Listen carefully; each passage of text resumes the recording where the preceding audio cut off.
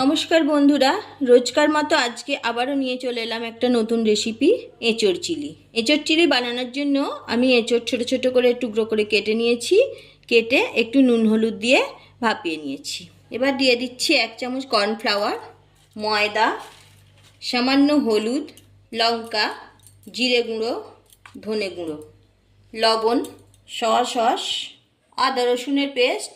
সবশেষে দিয়ে দিচ্ছি একটা ডিম, কাঁচা ডিম ফাটিয়ে দিয়ে দিলাম। এবার হাত দিয়ে খুব ভালোভাবে মাখিয়ে নিচ্ছি। সামান্য একটু বেকিং সোডা দিয়ে দিচ্ছি। বেকিং সোডাটাও ভালোভাবে মিশিয়ে নিই। এইভাবে ম্যারিনেট করে আধ ঘন্টার জন্য ঢাকনা দিয়ে রেস্টে রেখে দিচ্ছি। পুরো ভিডিওটা দেখতে থাকুন, আমার চ্যানেলটা সাবস্ক্রাইব করে পাশে থাকুন। পাশে থাকা বেল আইকনটি প্রেস করুন, যাতে যে কোনো ভিডিও আপলোড হলে আপনার কাছে পৌঁছে যায়। আধ ঘন্টা পরে ফিরে এলাম। এবার ম্যারিনেট করা এঁচোড়গুলো ভেজে নেব। আর এখানে নিয়ে নিয়েছি পেঁয়াজ, টমেটো, ক্যাপসিকাম, কাঁচা লঙ্কা, গ্রেট করা আদা। পেঁয়াজ এগুলো কিউব করে কেটে নিয়েছি, পাপড়িগুলো ছাড়িয়ে নিয়েছি।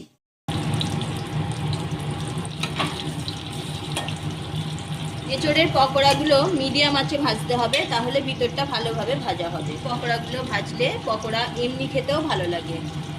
পকোড়াগুলো ভাজা হয়ে গেছে, তুলে নিচ্ছি।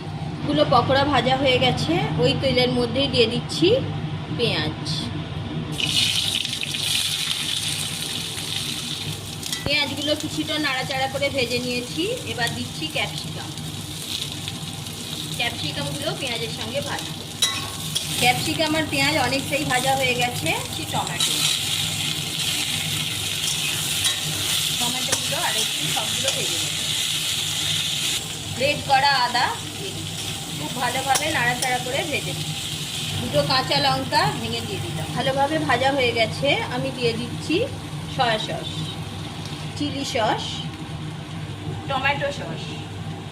সসগুলো আপনারা আপনাদের পরিমাণ বুঝে দেবেন। এবার ভালোভাবে নাড়াচাড়া করে দিচ্ছি।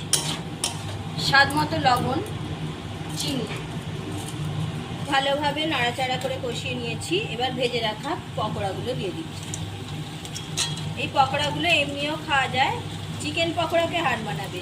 কেউ বুঝতেই পারবে না যে এটা চিকেন দিয়ে বানানো পকোড়া নয়।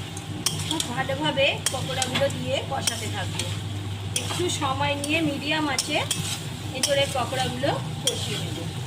আমি 7-8 মিনিট ধরে এঁচোড়টা খুব ভালোভাবে কষিয়ে নিয়েছি, যাতে এঁচোড়ের মধ্যে মশলাটা ভালোভাবে চলে যায়। এর টেস্টটা আরও বাড়িয়ে দেবে। এবার কর্নফ্লাওয়ারগুলো নিয়েছি, কর্নফ্লাওয়ার দিয়ে দিচ্ছি। কর্নফ্লাওয়ারটা দিয়ে আরও কিছুক্ষণ কষিয়ে দেব। কর্নফ্লাওয়ারটা দিলে গ্রেভিটা খুব সুন্দর হয়। খুব ভালোভাবে কষানো হয়ে গেছে, ফুটে গেছে, এঁচোড় চিলিটা রেডি হয়ে গেছে। এইভাবে এঁচোড় চিলি বানালে চিলি চিকেনের স্বাদকেও হার মানাবে। আপনারা অবশ্যই বাড়িতে একবার ট্রাই করে দেখুন। ট্রাই করে আমাকে কমেন্ট করে জানাবেন কেমন হয়েছে। আর ভালো লেগে থাকলে লাইক শেয়ার করবেন। দেখুন বন্ধুরা, এঁচোড় চিলিটা কতটা লোভনীয় হয়েছে। এইভাবে এঁচোড় চিলি বানিয়ে দিলে যারা এঁচোড় খেতে পছন্দ করে না, তারাও চেটেপুটে খাবে। পুরো ভিডিওটা দেখার জন্য অসংখ্য ধন্যবাদ। আবার দেখা হচ্ছে পরের ভিডিওতে।